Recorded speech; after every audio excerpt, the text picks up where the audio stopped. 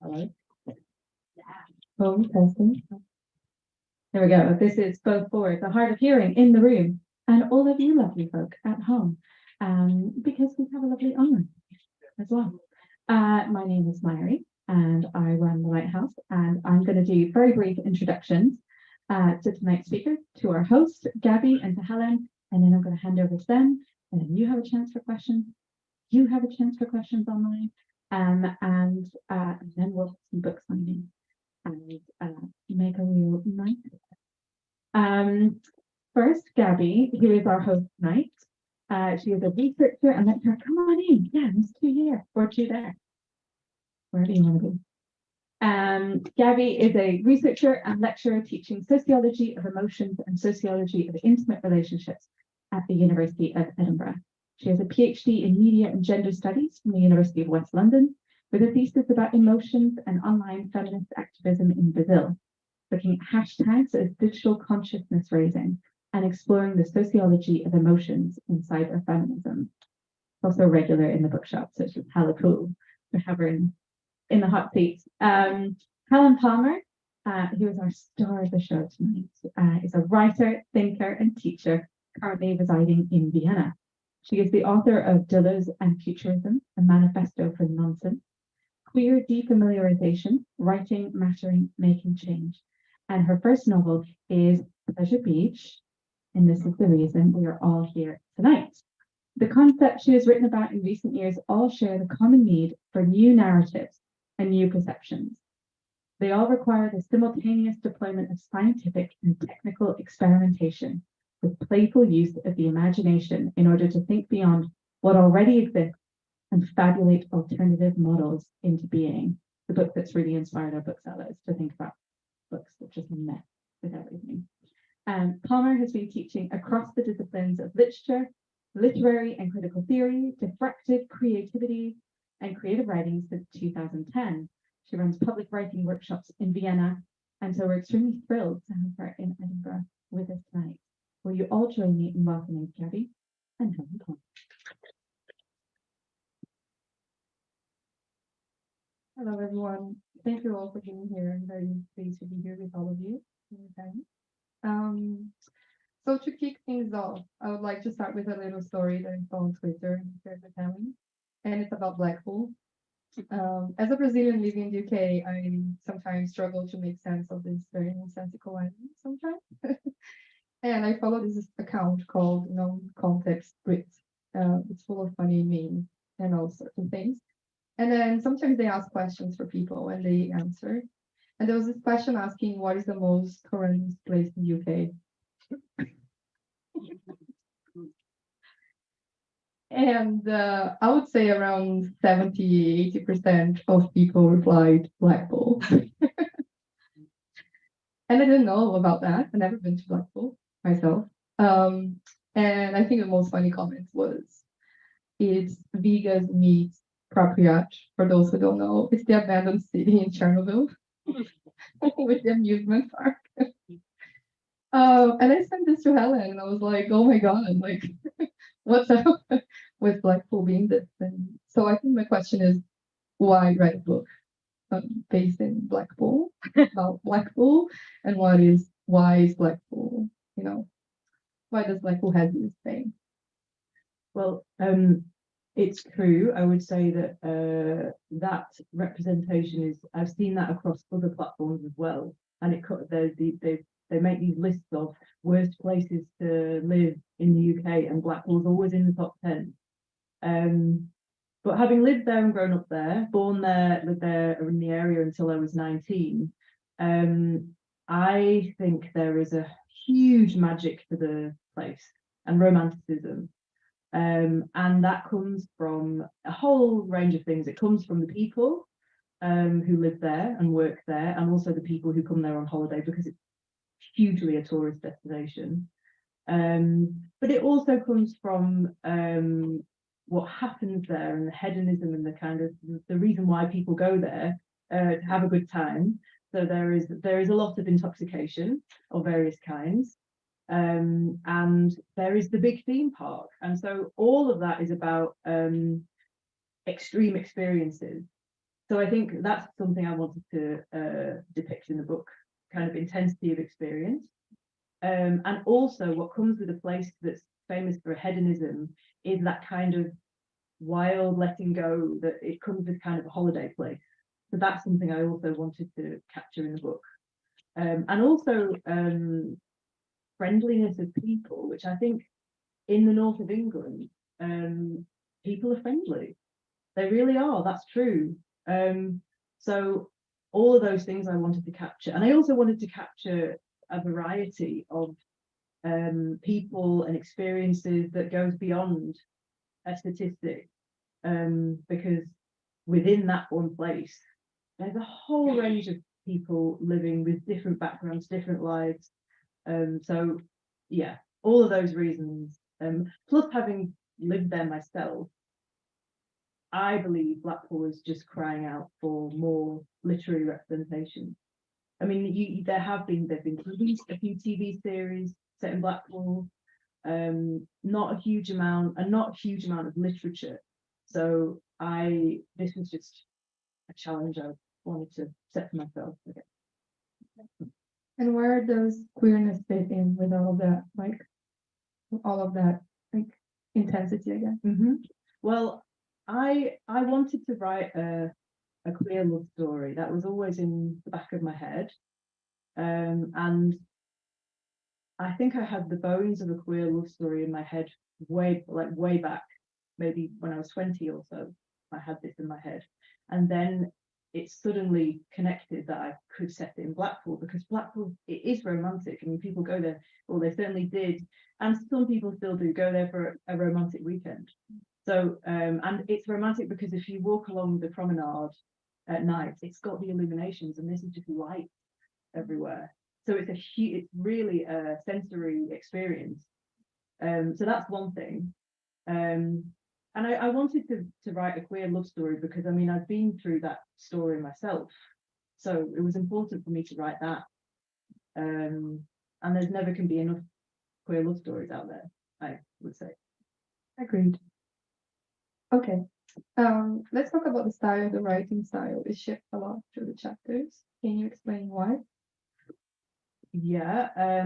So I would say the first reason that it does that is because my primary influence was James Joyce, and that's where it started. But that was a long time ago. I thought I really want to write something doing the same kind of playful things that he does, but my own versions of that. And so Joyce's Ulysses shift stylistically crazily over the course of the whole novel. So I thought that was a big challenge for me to try to do something in a similar vein. But then as I went on, I got further and further away from Ulysses. It was only the springboard, and then after that, I was doing my own thing, and I just found it so much fun to write in that way. So it shifts into a play script, or then there's a little poem in a shape on the page, and different sizes of fonts, and that goes with the sense of fun that goes with Blackpool. So it's kind of tied into that as well, and it just felt more natural for me writing that way than if I was to keep the style kind of consistent. I found it very liberating to write in that way, and I hope that people reading it might also be encouraged to try that themselves, because it is really fun to try and write in different styles. Just let yourself go wild with it. Yeah. Sounds fun. But the myths are still very much there, even though you kind of drifted apart. Yeah, that's true. Can you speak a little bit about mythography, very difficult words, biomythography, and what is the role of that? First, explain to us what are all those words, and then explain why. Well, it's interesting. So mythology or mythography or biomythography, and I learned about this when I was teaching with Audre Lorde at Kingston University a good few years ago, and she kind of uses this term biomythography as a term when you are charting a life, but maybe not just one life, maybe multiple lives, multiple selves, and intertwining it with a place, and also multiple experiences, multiple voices, and multiple selves. And so that can be politically liberating, stylistically liberating. And she does it in an autobiographical sense. Lord does. And mine, I wouldn't say mine was and I remember you mentioned this to me recently, and I thought it was the first time I'd thought, oh, is that what I'm doing? And I actually, initially I was thinking no, but I think it's a really interesting thing to think about. And I think if I was to say, am I doing that biomythography? I would say possibly I've been inspired by it. And what I'm, if you would say I was doing it, it would be more charting the town and space. So it's not one life, it's the town and all of its inhabitants told through these three characters, and also all the different voices which come into it. So that's one thing. But also in terms of myth, of course, Ulysses is coming from Homer's Odyssey, and so there's all Greek mythology. And so in the end of the book, I've added notes which explain how my novel links up to Joyce's Ulysses, and in turn links up to Homer's Odyssey. So I am hugely inspired by those mythological stories. And again, I would, because some people have said to me, are you not daunted by writing by these big canonical literary figures? And I just don't think that's the right, I don't think one should feel daunted at all. I think you should just be inspired by whoever you're inspired by, and then have a go at writing your own version, especially if it's in a town like Blackpool, especially that. So that, I guess those are my connections to myth. Yeah.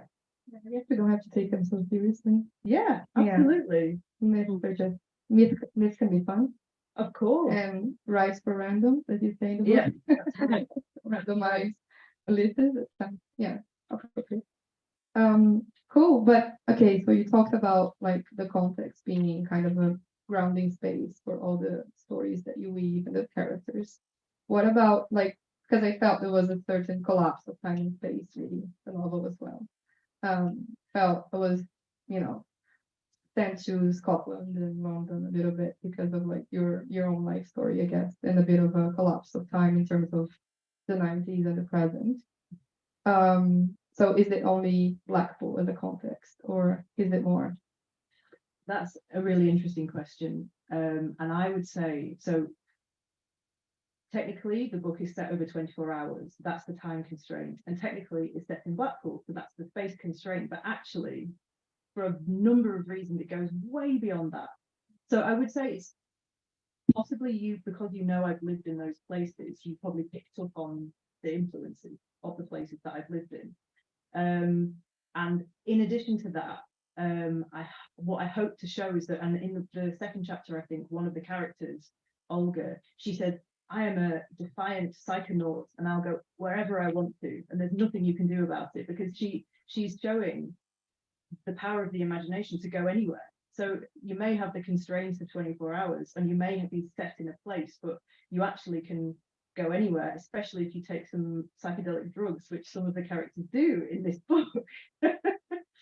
So those are, yeah, I think there are ways to, so I mean, that's, maybe that hasn't fully answered the question, because that's not a collapse of time and space, that's just a stretching of time and space. And I played with that in the final chapter, which is maybe a bit of a spoiler, but it not really, because the final chapter goes into several potential endings for what happens to these characters, and it doesn't give a final answer. So that's kind of, yeah, what happened in the end. And then I think in terms of the collapse of time and space in language, that's another reason why I was quite stylistically promiscuous, as someone described in the endorsements on the back, stylistically promiscuous, which is quite funny, because that it helps with that feeling of, so if the words are literally on the page going kind of falling down or going into a funny shape or going backwards or changing shape. That those are all the playful things you can do to try and to disrupt the regular linear passage of time and space that happens when you read. So that's what I was playing with in the words themselves, I think. Now I'm thinking if bending is a form of collapse, but I'm not going to enter this rabbit hole. Why don't you read a little bit of Yeah. the book first? Okay, I'll read like I'll be a bit that fits in quite well with what we were just talking about, because it's from chapter 9, and this is so every chapter is set or themed by one of the rides at the Pleasure Beach. So this one is the Alice in Wonderland ride. So it's one of the more one of the ones which do collapse time and space a little bit. To enter Alice's Wonderland, you have to be eaten. You and your entire world have to disappear through the Cheshire Cat's mouth. The only organ that can regenerate itself is the liver. Liver, a giver, a liver of life. From Blackpool to Liverpool, the city of the Black Pool to the city of the Pool of Light. A man with an arm around his toddler daughter, young and easily Freudened, is at this point sitting in the front train car and heading directly into the tooth-fringed black hole of the Cheshire Cat's mouth. Nonsense with teeth. Don't be scared of the Cheshire Cat, for he's nothing but a grin. Man and child together on the Alice ride, thinking about the city of life and the city of death, the pool of life and the pool of death. It was all a dream, of course. The music that can be heard on the Alice ride is not anything connected to Alice in Wonderland, but rather, I've got a golden ticket from Willy Wonka and the Chocolate Factory. Confused? You'll get used to it in time. Yes, in time. Listen to the caterpillar's advice. Late, late. Watch out for the terrifying dog with the fiery eyes. The tubular tunnel is rotating around itself. The giant playing cards are peeling off the wall. Are we upside down, or is it an optical illusion? And look, here is a giant Alice, the proto-Alice, illuminating the dark. Up the coast of Liverpool, the bust of Carl Gustav Jung rests there on Matthew Street, the party street, next to the science fiction theatre. And you know, in the film Tomorrow Calling, the character, played by Toya Wilcox, asks the haunted photographer to seek out science fiction temples. It's all connected. A manhole on Matthew Street marks the spot where the ley lines meet. This man, sitting on the Alice ride, right here, right now, with his toddler daughter, daydreaming about the bust of Jung and thinking there should be a bust of Sigmund Freud right here in the city of the pool of death. Life pool, death pool, light pool, dark pool. And again, down south, town of brightness, Brighton, bright town. At this very moment, some anarchists spray painting the viaduct with a slogan that reads, love one another. Each letter is sprayed in a different colour. Walk under the viaduct on Chatham Place and you will see it. Deep underground, a triangle of interstellar ley lines really do link up these 3 points. The viaduct in Bright Town, the bust of Jung in the pool of life, and right here, the Alice ride in Blackpool. Don't you know the story? Synchronicity is just the tip of the iceberg. Pleasure Beach. It's all there in the name. At the end of the day, everything can be boiled down to the phase transitions between 3 fundamental states of matter. The boiling down being, of course, one of these processes, the alchemical distillation or the extraction of a jam from fruit or the reduction of a spicy sauce. But we digress. Particularly and universally, of course, here, in this case, with the pleasure and the beach, what we are actually talking about is the meeting of solid and liquid, the impossibility of drawing the line between solid and liquid, the waves that lap on the sand, the grains which are tiny crystals, which together form a liquid, which burns to become glass, which is transparent like a liquid and mimics the hardened liquid of ice. And so on and so forth. The phrase mimicking nothing but the pouring forth of an analogy, perhaps ad infinitum. We aren't sure yet. Let's see.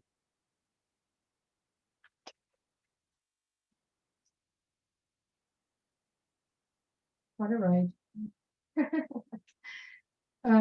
Okay, so we covered a little bit of the collapse of time and space, but not yet the kind of diversity of voices. There are lots of different voices in the book. And I wanted to ask you to expand a little bit on that, on what was the thinking behind it. Yeah, there are deliberately lots and lots of voices in the book. And someone asked me at one point, which one of them's your voice? And I don't think that's, I hope none of them is really my voice. I'm just a connecting thing, but try to put these voices together. And I enjoyed it. It was fun writing in different styles and voices and characters. And that in one of the chapters that's very overtly done.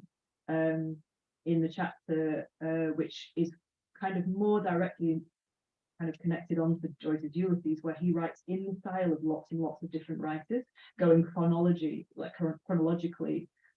from the Anglo-Saxon times up to his contemporary times. And that was the beginning of one of the reasons why I started this project, to write about Ulysses, to write in kind of reimagine it, because I wanted to, all of the writers he'd used were men, and I wanted to write using female voices, or non-cis male voices.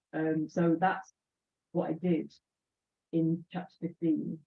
And it actually says, so my characters are kind of in the style of, and it's got all these different female writers and thinkers through history. And that itself is a super political thing, a political project, and something I really struggled with, because I thought, who am I to select these people, and who do I pick and who do I not pick, and if it's a kind of stylistic kind of roll call of all of these different writers, then this is super hard and challenging, and I almost stopped doing it because I thought this is too hard. But in the end, I just thought, if you're gonna, you just have to just do it, and then it will be flawed because we're all human, and that's okay. But it's an interesting project to have a go at, so I did it, and it's a project I could continue doing my whole life, I think, writing in these different styles, kind of historically, and so it's just a selection, that chapter. But so that was the most overt use of voices, but the voices change from the three main characters to the more kind of playful bits around it. It's consistently different voices, and it's hopefully makes for a fun ride. I think it is. Okay, so there are lots of references to the 90s as well, Vacable, Garage, and all sorts.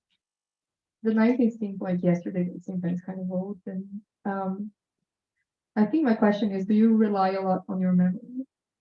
Or if not, how do you realistically research this thing? Yeah. I think it was a combination. So the first thing is that I was writing full set in 1999, 16th of June 1999, and the characters were all 19 years old, but I was only 15 years old in that year. So my memories are a little bit different to the characters and what they go through, because at 15 you're kind of doing different stuff than you are when you're 19 generally. So I did worry at times that my memories of Blackpool at that age are a little bit more juvenile than what these characters will be going through. And I was living and moved when I was 19 to Glasgow.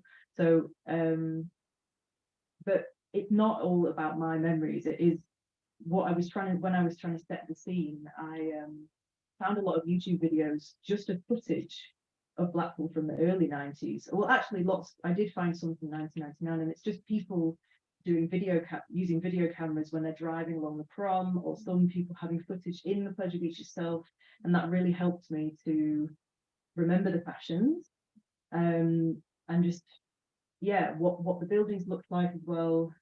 But the music, the music, and I just made a playlist yesterday of every single, because it's full of music. The book is absolutely full of music. It's got samples and fragments of song lyrics and things all the way through.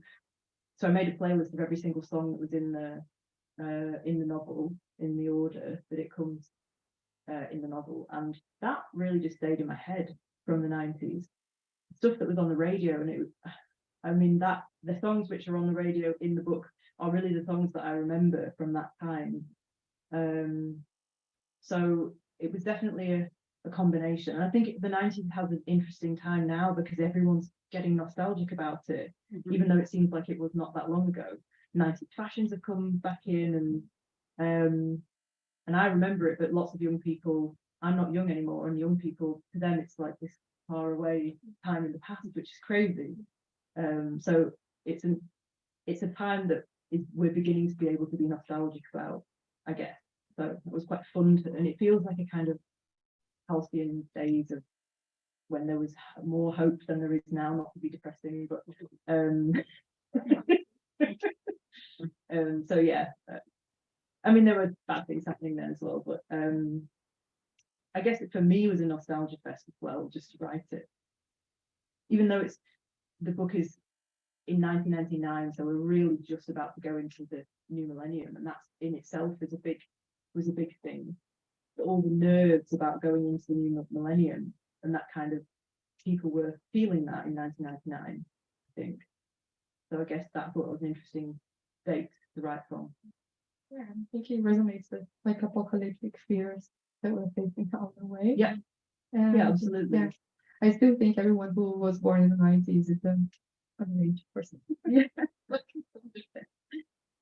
Yeah, and it's funny how you remember the lyrics of songs, and I can't remember to, pick my keys for my like the memory is really strange how Yeah. we have memories from the time of your life. Really interesting. Yeah, and also I think that there's something that happens when you hear a song that you know from the past, and it just, I'm really interested in what happens to you, what happens to you when you get flooded with memory and nostalgia, and that's such a powerful thing. So I guess, and I was feeling that when I was listening to music while I was writing, and I really felt that feeling. So I talked in some of the chapters. I talked quite a lot about music, especially like it's really a lot about music in this book. Yeah. We have a word for this in Portuguese, and I think it's really cool. It's called saudade. Yeah, which is it's not like nostalgia, but it's also a longing. There's a bit more deep, but it can apply to everything, like something you like, and you just say saudade. It doesn't mean like or someone, you just say saudade. It means like I like you and I miss you. It's also like a substantive in itself. So yeah, makes sense. Okay. Can you tell us about the schemas in the beginning of the chapter? I was very confused at first. Yeah. It's a bit overwhelming to read. But then it kind of begins to make sense after a couple of them. But like, how did you come up with this? Why? So they were another thing which began with being inspired by Joyce, because he created a schema for the whole novel of Ulysses all in one map, where each chapter corresponded to a time of day, organ of the body, color, symbol, art or a technique, and shape. So yeah, those are the main ones. And I found this so exciting. I loved it because it was scientific and poetic. I just thought this was amazing. So I always wanted to do my version of that. So I thought about it and changed some of the categories so that there's still a time of day. So every chapter has a time of day, has a ride at the pleasure beach, has an organ of the body, a substance, a chemical or mathematical formula, a symbol, and then an action. So that's what they are. And then I explain some of them at the end in the notes to show why, like how or why they relate to the chapters. Sometimes it's just a substance, and like there's one chapter that's set entirely in the Sandcastle water park, and so the substance is chlorine, and the chemical symbol is what makes chlorine. So for the swimming pool. So that's an example of. So it's a different way of mapping a story that's not the linear storytelling. It's somehow more geometric and also scientific, I guess. And I'm really interested in that that's another kind of collapsing time and space, actually, because it's like getting out of the telling of a story through the words, and it's the elements plotted on maybe it's not collapsing, but it's a different use of time and space. I'm very intrigued about collapsing. Yeah, it makes me think about Chinese medicine and Valia or shared acupuncture that we're doing in London because it's all about what organ processes which emotion and how it's connected to a color. That's so right. And actually, that reminded me another of the additions that I made to the categories was a hormone. So each chapter corresponds to a hormone because I feel like we're only just beginning to understand this currency that we have of these thick messengers in our bodies and how important they are. And so each chapter is also themed or kind of related to a certain hormone in the human body as well. Speaking of bodies, um, yeah, I think the body has a really strong presence in the book as well. And I really like some descriptions, like I'm gonna quote one. Nicotine carry me away on with and tendrils that filter down into my lungs. Like this is quite descriptive. You can almost feel the nicotine like being processed by the body. And this is just one example. There are several. What is the significance of the body in the book? I think that I've always been really interested in the difference between the objective and the subjective in terms of the human body and how we experience our own bodies, and as opposed to how our bodies are experienced as objects. And so, and how you can collapse this subjective objective distinction.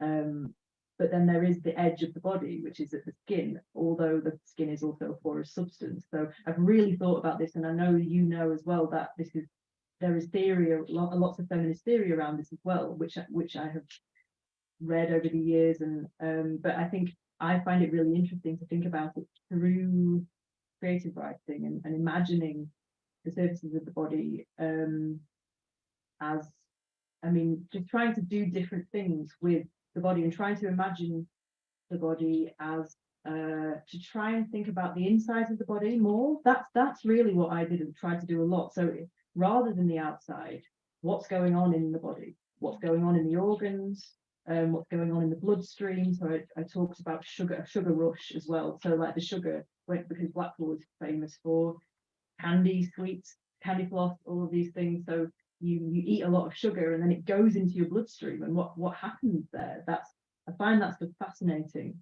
And then also, if you're someone who has body issues or you're struggling with your own, you're alienated from your own body. Sometimes I think that's something also I wanted to talk about in the novel, with one of the characters who is struggling and find it really hard to even imagine her own self as a body. So that's a kind of disembodiment as well. So I think there's both extremes are discussed in here. Yeah. That's very interesting. Yeah, anyway, I'm gonna think about this more. Okay, I want to ask you a question about the sea as well, because I know you're a sea lover and Blackpool has sea, like Edinburgh. And there's a part that you mentioned jellyfish and like all other sea animals, and I was very interested in what this tactile, power of the sea animals, the sea world, and the sense of like describing feelings and sensations. It has a lot to do with this embodied body feelings that you're talking about, which in a way I think it relates to what you do, like in the schema of the beginning of each chapter of like the description, like really about the insides. And I think feelings are insides as well in a way, but the tentacles are outsides. Yeah. So I think about Donna Haraway and posthumanism and all the series about the tentacled ones. Yeah. And I know it's something that you're interested in. I'm also interested in. I don't know if this should become an academic discussion, but yeah, just talk about sea and sea animals and the body and feelings. Yeah. Well, there's one moment specifically where one of the characters says that she feels the creatures that she feels most akin to are the washed up sea creatures on the beach, and the ones which are the jellyfish which have been left upside down, so that all their inside are splayed up and facing the world, so their insides are flipped. And I've always been fascinated by that. I just think that's so interesting. And when you're young and you're a teenager and all of your emotions are so raw, that is how it feels. So that's one thing as well. I would say about that. So it's it's about having that feeling when you feel like you have no covering, and and these creatures when they are washed up, or like a crab that's upside down, or these kind of, I'm always, that imagery I'm just really fascinated by, because it's a lack of protective covering, and it's that when you're out of the environment where you're safe, something about that as well. But that's not, I mean, that's a different kind of imagining than what Donna Haraway does, because she talks about, I think what she's interested in is specifically the way to mess up the way that we think about sensory experience. So the tentacles are you see, if you're a creature with tentacles, then you see with the tentacles. So the haptic and the optic are mixed up. And this is, so I definitely wrote about that also in here, because I find that also super interesting. And that's a kind of liberatory, like we can learn from the doctors, basically. And lots have been written about that now. And rightly so, I think. Yeah. That's beautiful. Would you like to read another passage for us? Yeah, okay. I'll read a section which is based on the chapter that Joyce wrote, which is all about sound. And the chapter from Ulysses is called Sirens. It's all about the mythological creatures, the sirens who lure the sailors to their death with the sound. And in the Joyce chapter, he tries to represent the sound of an orchestra through words. Very difficult, like nonsensical words which sound like sounds. And I've always been obsessed with the sounds of words and the meanings of words and how to play with these things. So I was trying to create a soundscape of Blackpool in 1999. So yeah, I'll give you a couple of pages of that. Just take it off. Appropriate and so fitting. Wurlitzering. Oh, I do like to be beside the. There'll be blue birds over. Bring me sunshine. The sun has got his hat on. I got rhythm. I got music. I got my man who could ask for anything more. When your heart's on fire, you must realize smoke gets in your eyes. Hello, Dolly. Well, hello, Dolly. When the moon hits your eye like a, why does your love hurt so much? Bonita Applebone, you gotta put me on. Christina Applegate, you gotta put me on. Ha, ha, ha, ha, ha.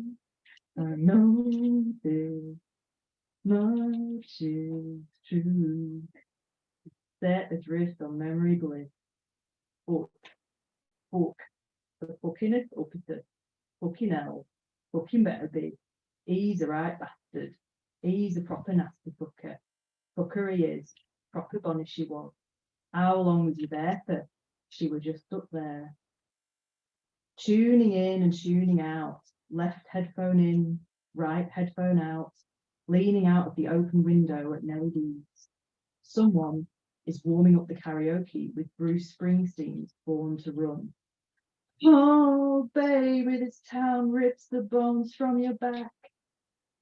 Sun-warmed, red-bricked metropole across the road, darting seagulls, and beyond, the open sea. Pints of Strongbow sloppily plonked on puddled tables, wobbling so much that not even 2 folded beer mats can stabilize its legs. Sounds from within and sounds from without. Sounds present and sounds absent, and layers of sounds that come from the past. Imagined sounds and real sounds.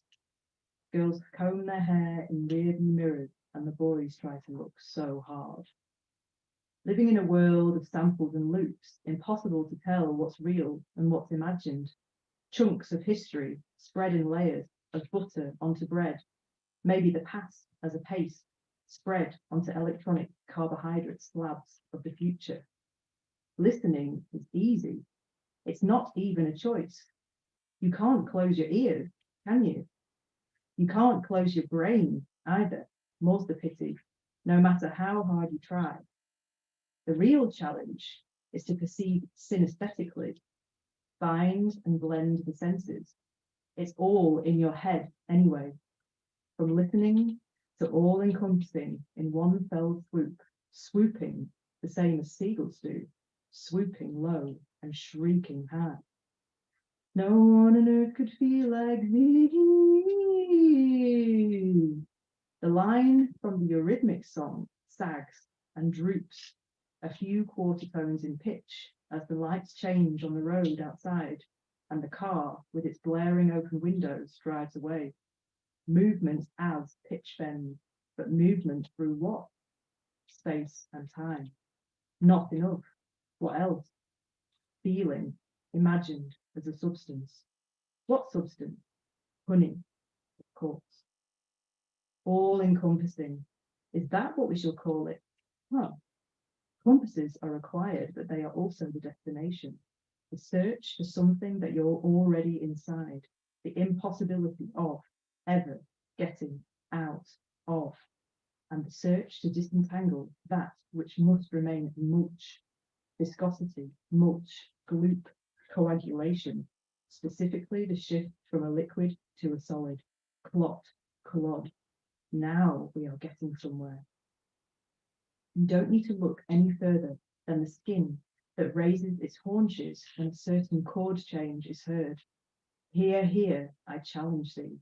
Look out to sea when the summer sun is setting, headphone in one ear, listening to the Beach Boys song, The Warmth of the Sun, with added filtration of inside and outside sound fragments, karaoke, traffic smudge, glass chink, nonsense chatter. I challenge thee not to get visible goosebumps. And outside the pub is the opposite of inside the pub, and inside the pub is the opposite of inside the body, inside the brain.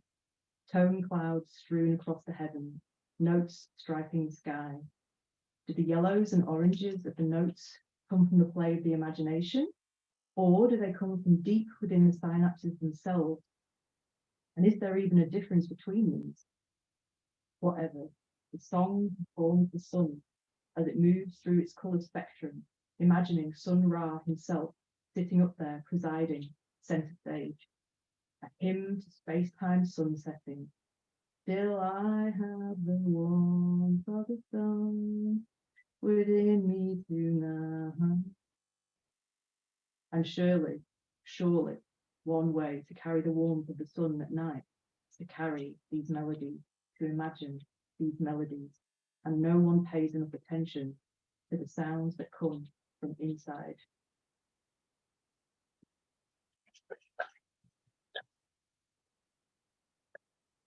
Yes, you're doing. On that note, can we take some questions from the audience?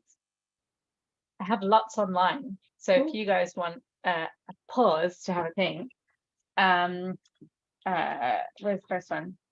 Terry, love the mental gymnastics and play you invite your reader on. How do you structure writing something like this? Are there any contemporary writers who inspire you in this? It's a good question. Firstly, how do we structure something like this? Very chaotically, definitely. I was not someone who wrote in a structured way. I just wrote in bursts of when I felt inspired, and then later on I had to try and get it into some kind of semi-coherence. And that the editors helped with that. The editing process really helped, and the prototype, they were amazing. And there's one or two times when I'd written the first draft and they said, hang on, this is going a bit loose or a bit wild, and then I worked with it and made it, and I'm really happy that I did that, and I had that process and that opportunity. It really, really helped. Contemporary writers, there are loads of writers who I have drawn inspiration from, and now I feel really on the spot and I don't know what I might have to come back to that question, because I've been so stuck in Joyce, who is not contemporary, but then you could say that you could say he's contemporary. I mean, what does contemporary mean? Does it mean now, or does it mean, what does contemporary mean?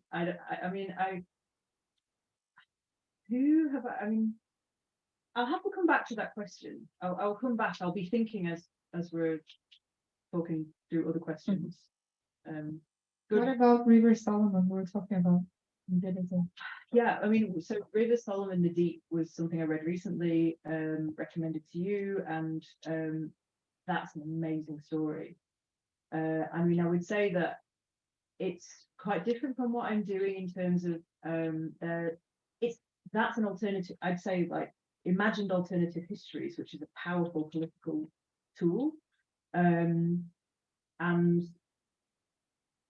I'd say if to put in comparison with what I'm doing, maybe I'm imagining alternative futures, because that's what happens at the end of the novel, playing around with.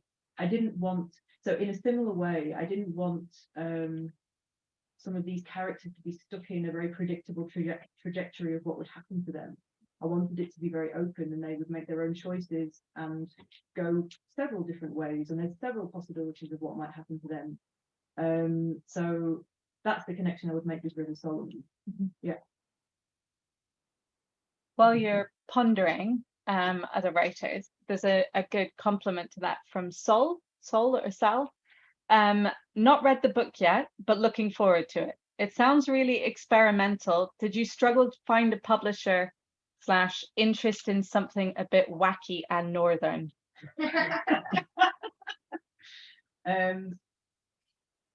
I was really lucky with the Prototype were the first people I contacted and they took it. So I really was anticipating a huge, long struggle because that's what you hear.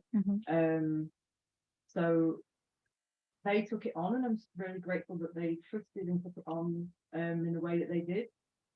And I don't know, I think because if you go with a small publisher, you clearly do, often have more space for artistic freedom in terms of how experimental and wacky you want to be. So my experience was really positive, actually, with that. It was not a struggle. It was really, really great. Good for Prototype. Yeah. Is there anyone in the room? Because there are still 2 more here. online. So. Yeah.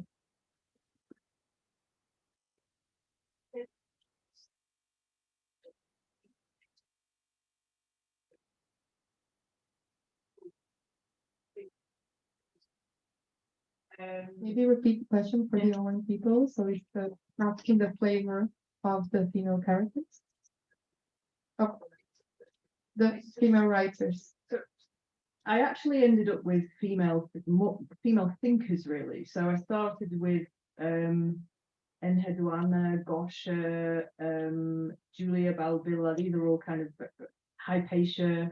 This is super old, and then Marjorie Kemp,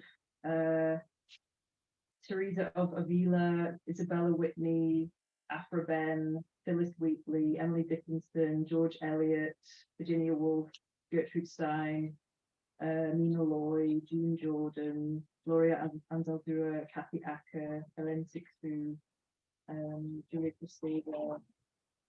So kind of, I think that's it. So they were, I don't know how that comes across as a list. When I read it now to myself, I think, oh, I don't know, that there are a lot of theorists there which betray my personal, some of the things I like, which is, maybe a flaw, I don't know.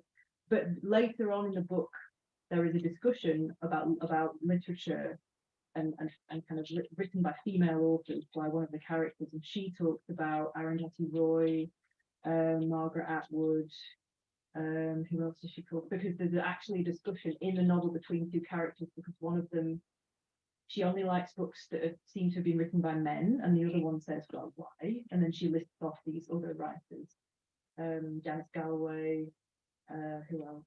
Yeah, I have to think about a few more, but those are some more contemporary voices, I guess, from novelists. Yeah. Why Emily Dickinson? Because she was fun to write in stuff. So then I chose Emily Dickinson because the way she writes the poems and the very truncated, short, telegraphic style, and it was just fun to write. There's a little section in that style, so I chose the ones I enjoyed to write in style, basically. Yeah. Do we have more questions from the audience in person? Another one. Yeah. It's nice to hear Blackpool represented in a piece of fiction, and with my partner being from Blackpool, I was wondering if there's any more plans to write more about Blackpool, more novels or about something that you've done with. A question about Blackpool being continued as a context. Yeah, great to hear that there's someone from Blackpool, yay! I really loved this project, and I don't feel ready to let it go. And we did the first main launch in Blackpool, and I was there for 6 days and went into a couple of schools and did some workshops with some students, and it was such an amazing experience, and it felt really important to be there and do the launch there and try and make a presence for the novel in the place that it's written about. And so I don't feel done with Blackpool at all. I want to go back when I have time. I want to go back and do more things in the area, and ultimately I want to make a film. That's the dream. Whether I'll be able to do it, I don't know, but with a local actors and all set in, filmed and set in Blackpool, that would be the dream. But then maybe I'll write something else about these characters, years later. I might well write more. I don't know yet, but I might well do. Yeah. Thanks for the question. Should we move to the online people a little bit? You have already partly answered Umi's question, which was, are you under contract for a movie or a TV series? How would this work as a movie? I think I might know who that is. Well, it would be challenging as a movie because as a feature film, there's so much experimentation in the novel in terms of how it's written, and whether you do, I know that the film of Ulysses, how effective was that in, I watched it and I enjoyed it, but how effective was it in getting across the literary experimentation? Possibly it wasn't really, what format can you use to do that in film? And I don't have the answer yet, but you can have a voiceover doing some of the reading some of the words, but then that's a bit too much like a lecture. So, or you just strip it down and make it more of the narrative-led film, and then it's a different thing, but it's still hopefully a worthwhile thing to do. So I have to think about it. Yeah, but it's a very good question. Thank you. I'm thinking David Lynch. Another question from people here, maybe in person. Yeah.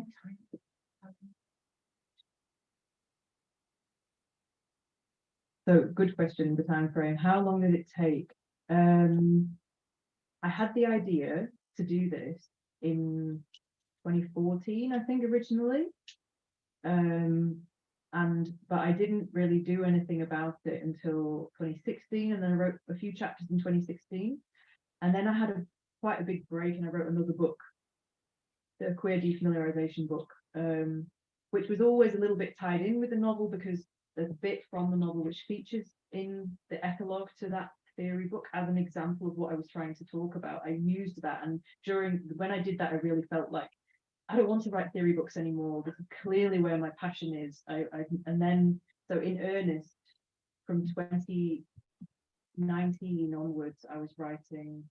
But it was, I don't know how long it takes to do these things. I think it varies a lot. So that's a good few years.